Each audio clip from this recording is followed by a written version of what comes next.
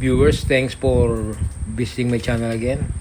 And I want to show you guys how to mix 50:1 using this Redline 2-stroke racing oil. I have this one in a while. It's a very quality mix that you can use if you want to do the 50:1. So just get 2 of gasoline, measure 500 ml, it equivalent to 1 liter, and you can just after that put 20 ml of this Redline. I have a measurer here, panel. So let's do this one quick. How to do it? I have the non-ethanol gas here. This one is only use cans, but this one is non-ethanol, so it's better to your any like gas operated remote controls. That's the one. This one is purpose. This one is good can, sealed. It doesn't get any moist inside the cans. So this is the one that designed for, and it says in the cans 32 FL ounces, 946 ml. So if you do 1000 ml, I think it's gonna be fit to these cans, but it's all the way to the top. So let's do it. So I show you how to do it. This one is very easy process, because the price of this Eco Red Armor in any big box store is almost $10. The most you can get a cheaper one of this one, the True Fuel, I think at Walmart now it's $6.97. They never sell this Red Armor in the Walmart. You can get only most of this one in Home Depot. So let's mix it now to save a little bit money, because in my area the non-ethanol now I think it's more than $5 something. So you save some money if you mix by yourself, but use the decent oil that you can get it around your where you live. Now I already have exactly, so do that 2 times. Pour it here. Now the half liter is already in. Look at this one, is already empty. So to make sure, mix it good. I'm gonna get a 20 ml now and pour it there so that it mix truly. Get the 20 ml. So just get exactly to the line. So that's already 20 ml. So pour it everything. Use this panel.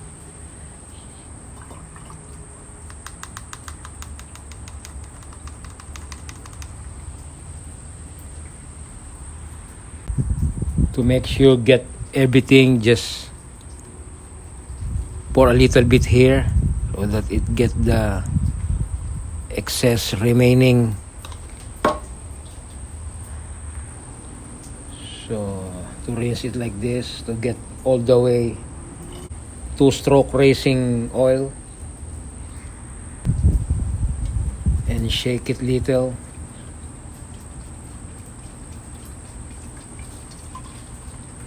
And then complete the process, another 500 ml again. So another 500 ml to get the exactly 1 liter. Pour it now. So I'll make sure there's no any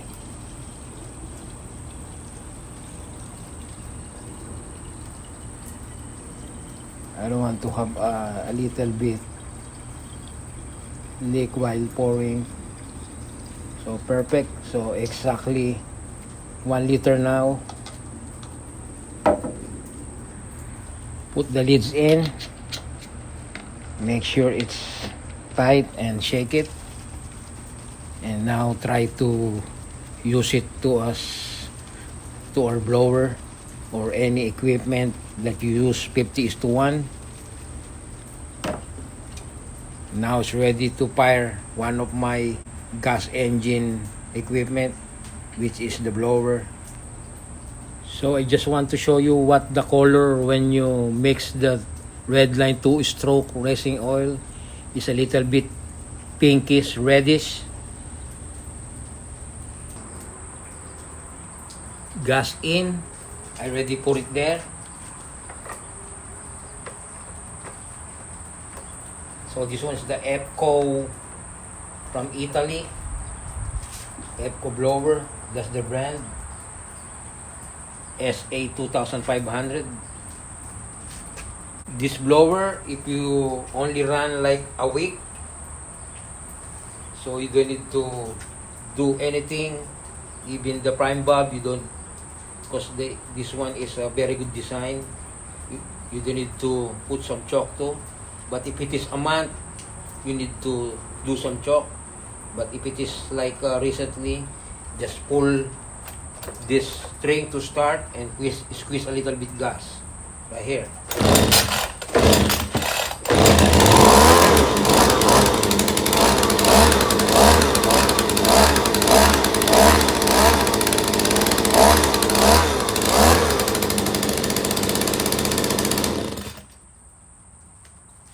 It all works, so that Redline is a very good decent 2-stroke oil. So you would just follow what ratio that you need to do.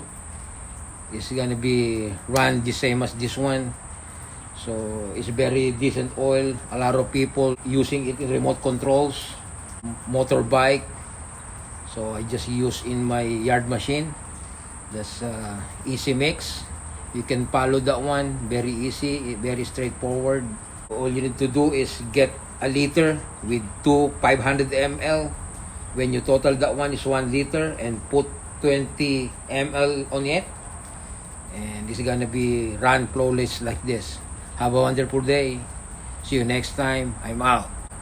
Be safe and stay healthy. Goodbye.